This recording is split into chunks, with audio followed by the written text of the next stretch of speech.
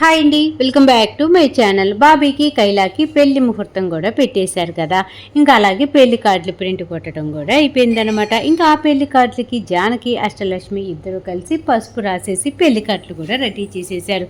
ఇంకా బాబీ మనసులో అనుకుంటూ ఉంటాడు, ఆ డీసీపీకి కూడా పెళ్లి కార్డు ఇవ్వాలి, ఎందుకంటే మా ఇద్దరికి పెళ్లి కుదిరిందన్న విషయం ముందు డీసీపీకి చెప్పాలి కదా అని చెప్పేసి కైలాని తీసుకొని మరీ బాబీ కైలా ఇద్దరు కలిసి డీసీపీ సార్ వాళ్ళ ఇంటికి వెళ్తారు. అప్పటికి కైలా అంటూ ఉంటుంది, ఏంట్రా బాబీ ఇక్కడికి ఎందుకురా, ప్రశాంతంగా పెళ్లి చేసుకుందాం అనుకుంటే మళ్ళీ ఆ డీసీపీతో మనకెందుకు గొడవలు, ప్లీజ్ రా బాబీ వద్దురా, వెనక్కి వెళ్ళిపోదాం అనేసి అంటూ ఉంటే, అయ్యో కైలా, ఒకప్పుడు అంటే నువ్వు డాక్టర్ హాసినివి అనుకున్నా, ఇప్పుడు నా కైలావి. అప్పుడు నువ్వు డాక్టర్ హాసినిగా ఉన్నప్పుడే ఆ డీసీపీ నిన్ను ఏదన్నా అంటే నేను ఊరుకోలేదు, అలాంటిది నా కైలాని ఏదైనా అంటే నేను ఊరుకుంటానో చెప్పు, నువ్వు అరవకుండా రా కలరు అని చెప్పేసి మొత్తానికి కైలాని తీసుకొని డీసీపీ సార్ ఇంటి లోపలికి వెళ్తూ బయట ఉన్న పని వాళ్ళని అడుగుతాడన్నమాట. డీసీపీ సార్ ఉన్నారా అనేసి అనగానే అక్కడ పని వాళ్ళు, అమ్మగారు ఇప్పుడే గుడికి వెళ్ళారు, ఇంకా డీసీపీ సార్ మటుకు ఇంట్లోనే ఉన్నాడు అని చెప్పేసి చెప్తారు. ఇంకా అప్పుడే బాబీ అంటూ ఉంటాడు, కైలా డీసీపీ సార్ లోపలే ఉన్నాడంటదా, వెళ్ళి కార్డు ఇచ్చేసి వద్దాం అని చెప్పేసి ఇద్దరు లోపలికి వెళ్తారు. పాపం కైలాకి మటుకు చాలా టెన్షన్గా ఉంటుంది. ఇప్పుడు ఈ డీసీపీకి బాబీకి గొడవలు ఎక్కడవుతాయో ఏంటో అనేసి తను టెన్షన్ పడుతూ ఉంటుంది. ఇంక అనుకున్న విధంగానే బాబీ కైలా ఇంటి లోపలికి అయితే వెళ్తారు కదా. వెళ్ళిన వెంటనే ఇంకా బాబీ పిలుస్తూ ఉంటాడనమాట, హలో బ్రదర్, బ్రదర్ ఎక్కడున్నావు బ్రదర్, బ్రదర్ ఉన్నావా, అసలు ఎక్కడున్నావు, ఉంటే ఒక్కసారి రా బ్రదర్, నీకోసమే వచ్చాము, మా పెళ్లి కార్డు ఇవ్వటానికి వచ్చాము, రా బ్రదర్, బ్రదర్ వినపడట్లేదా అని చెప్పేసి 1కి 100 సార్లు పిలుస్తూ ఉంటే అప్పుడే విన్నటువంటి సన్నీ అనుకుంటూ ఉంటాడు, అవును వీడిప్పుడు మా ఇంటికి ఎందుకు వచ్చాడు, నన్ను ఎందుకు పిలుస్తున్నాడు, వీడికి నాతో ఏం పని అని చెప్పేసి ఒక పక్క అనుకుంటూనే ఇంకా మెట్లు దిగుతూ ఉంటాడు. అలా మెట్లు దిగుతున్నటువంటి సన్నీని బాబీ కైలా చూస్తూ ఉంటారు.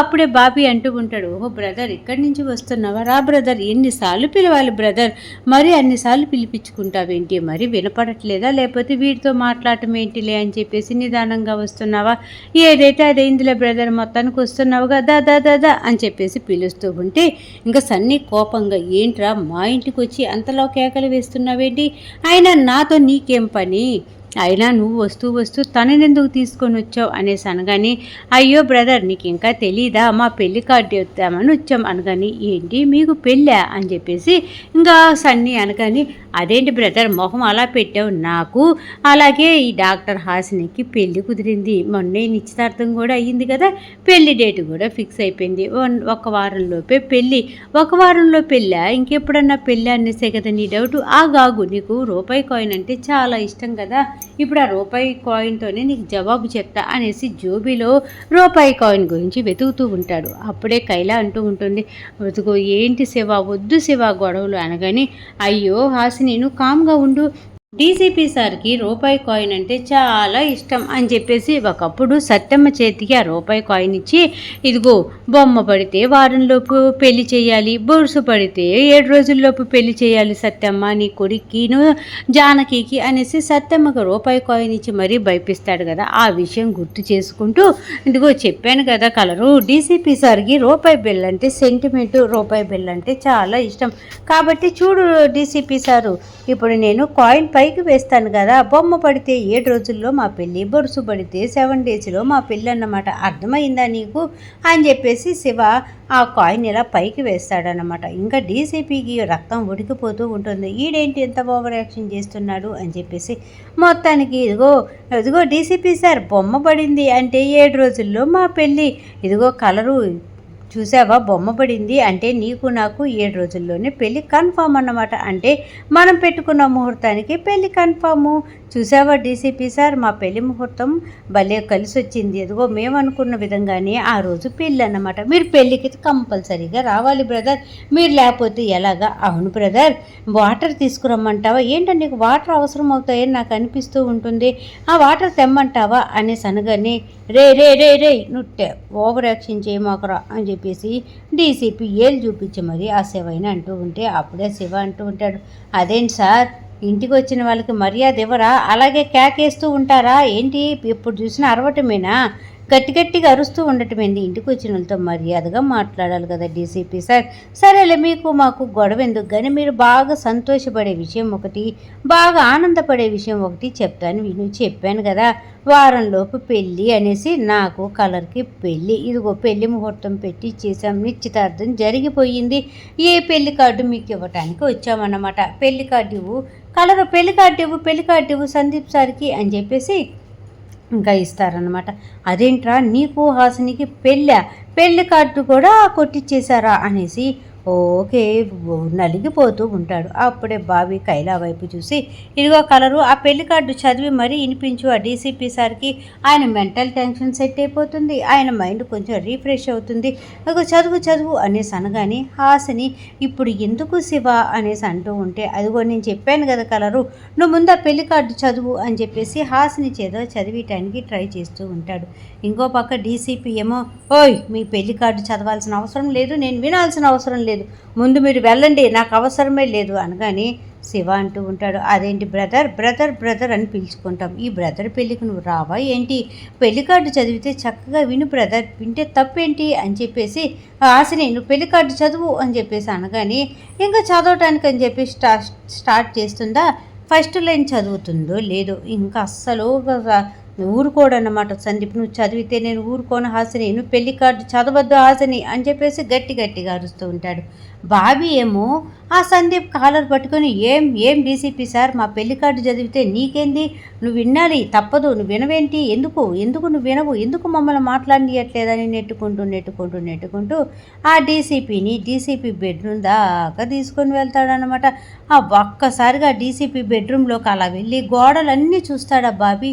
ఇంకేముంది స్వరమ్మ బాబీ కలిసి దిగిన ఫోటో, అలాగే స్వరమ్మ ఇంద్ర సన్నీ బాబీ కైలా కలిసి దిగిన ఫోటో, అలాగే స్వరమ్మ సన్నీ కలిసి దిగిన ఫోటోలు, అలాగా ఆ రూమ్ అంతా సర్ది ఉంటాయి.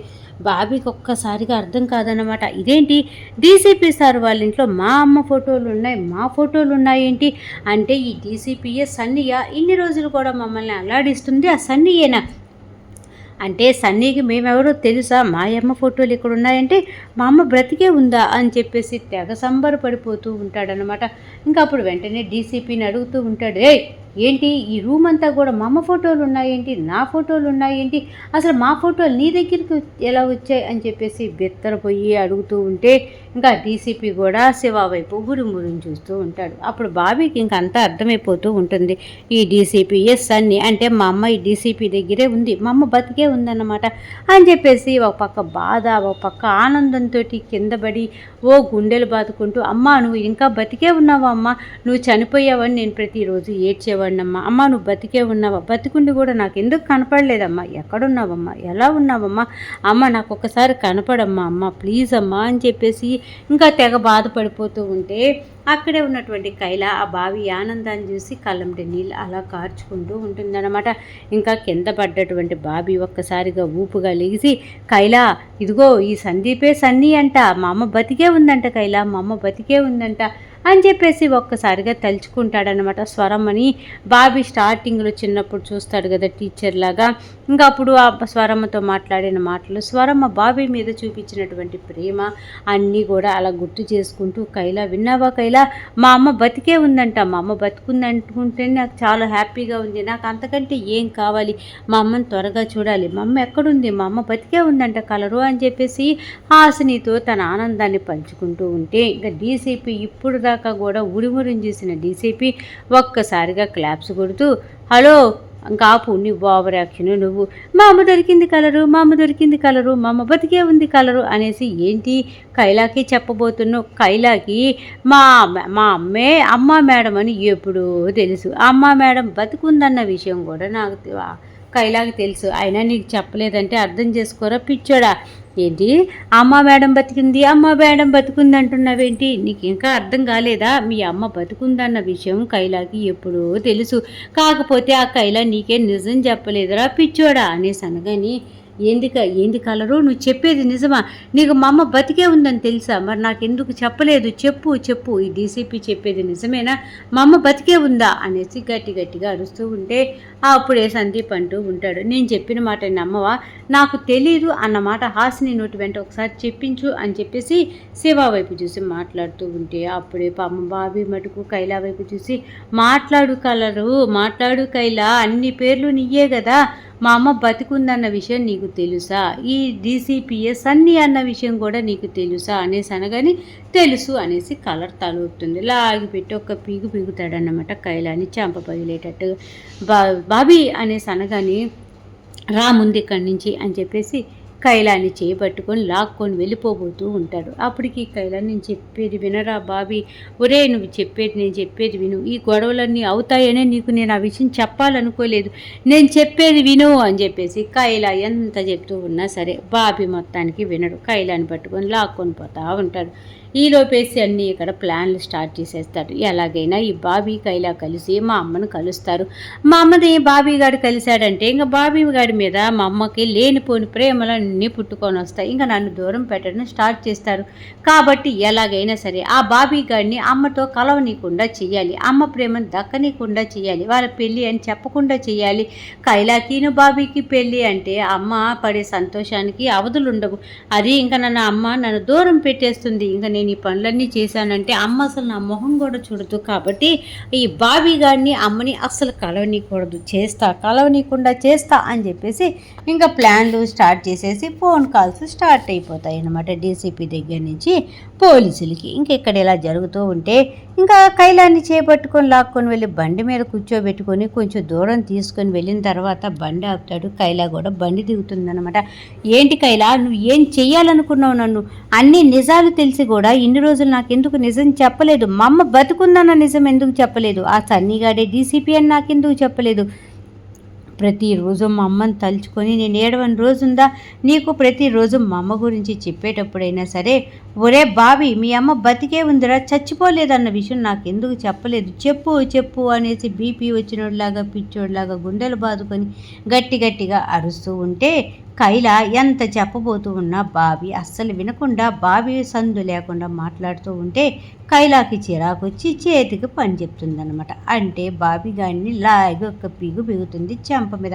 నేను చెప్పేది వినవా? నేను అందుకే చెప్పాను కదా మీ అమ్మ బతికే ఉంది అని చెప్పి నీకు చెప్పినా, ఈ డీసీపీ సందీపే సన్నీ అని నీకు చెప్పినా ఇంకా జరిగేది ఏంటో నాకు ముందుగానే నేను ఊహించాను. ఇప్పుడు మటుకు మీ ఇద్దరు తెగ కలిసిపోయి మాట్లాడుకున్నారా? ఇప్పుడైనా మీ ఇద్దరు రౌడీల్లాగే ప్రవర్తించారు కదా, ఇలా కొట్టుకు చేస్తారని ఇన్ని రోజులు ఆ నిజాన్ని నా గుండెల్లో దాచుకొని మా అమ్మ చనిపోయింది, మా అమ్మ పైనుంచి చూస్తుంది అంటే ఆ బాధను నేను తట్టుకోలేక, ఒరే మీ అమ్మ ఎక్కడో బతికే ఉంటుందిరా అనేసి నీకు హింట్ ఇచ్చింది, అందుకనేరా. ఆ మాత్రం అర్థం చేసుకోలేక నువ్వు నా మీదే గుర్తావేంటి? అయినా కూడా ఆ డీసీపీ సన్నీ అన్న విషయం నాకు ఈ మధ్య తెలిసింది, అమ్మ మేడం బతికుందన్న విషయం కూడా ఈ మధ్య తెలిసిందిరా. ఇంకా నీతో చెప్పాలా వద్దా అనేసి నేను రోజు పడ్డ మానసిక బాధ అంతా ఇంత కాదు. అదంతా ఆలోచించకుండా నీకెంతసేపటికి నిజం చెప్పలేదు అని చెప్పేసి నా మీద అరుస్తావేంటి? ఇప్పుడు చెప్పాను, ఇప్పుడు ఏం చేస్తావు? ఇలా సన్నిగాన్ని కొడతావా అని చెప్పేసి ఇంకా గట్టిగా కైలా కూడా బాగానే అడుగుతూ ఉంటుంది. ఇంకా కైలాకి బాబీకి మధ్య అలా గొడవ జరుగుతూ ఉంటే మొత్తానికి డీసీపీ సందీపు ఇంకా వాళ్ళ అమ్మని బాబీతో కలవనీయకూడదు అని చెప్పేసి ఇంకా లేడీ కానిస్టేబుల్ నీలవేణి ఉంది కదా, నీలవేణిని ఇంకొక పోలీస్ అతన్ని స్వర మేడం నుంచి వేరే ఇంటికి పంపించే ప్రయత్నం చేస్తూ ఉంటాడు. ఆ ప్రయత్నంలో భాగంగానే స్వరమ్మని ఆ లేడీ కానిస్టేబుల్ అయినటువంటి నీలవేణి ఇంకొక పోలీస్ అతను ఇద్దరు కలిసి స్వరమ్మని ఒక పెద్ద ఇంటికి, ఊరికి ఎక్కడో తెలియనటువంటి ఇంటికి తీసుకొని వెళ్తూ ఉంటారు. ఇంకా నీలవేణి ఆ పోలీసు ఇద్దరు మటుకు రండి మేడం రండి, జాగ్రత్తగా నడవండి మేడం రండి అని చెప్పేసి నీలవేణి గబగబా తీసుకొని వెళ్తూ డోర్ తాళాలు తీసి లోపలికి తీసుకుని వెళ్ళి, మేడం కూర్చోండి మేడం, ఇక్కడ కూర్చోండి మేడం మంచినీళ్ళు తాగుతారా, కాఫీ తాగుతారా, టీ తాగుతారా అని చెప్పేసి రకరకాలుగా అడుగుతూ ఉంటారు. స్వరమ్మకి ఏమీ అర్థం కాదు. అయినా నన్ను ఇక్కడికి ఎందుకు తీసుకొచ్చారు, నాకు ఇన్ని మర్యాదలు ఎందుకు చేస్తున్నారు, ఈ ఇల్లు ఎవరిది అనేసి అడుగుతూ ఉంటే అప్పుడే అక్కడ ఉన్నటువంటి పోలీస్ చెప్తూ ఉంటాడు, ఇప్పటి నుంచి మీరు ఇక్కడ ఉండబోతున్నారు, మీతో పాటు నీలవేణి కూడా ఇక్కడ ఉండబోతుంది, మీకు ఏం అవసరమైనా సరే నీలవేణిని అడగండి అనేసి అనగానే ఇంతసేపు ఆలోచనలో ఉన్నటువంటి స్వరమ్మ బిత్తర మొహం వేసుకొని చూస్తూ ఉంటే ఈరోజు ఎపిసోడ్ అయిపోయింది. రేపు ఎపిసోడ్లో మళ్ళీ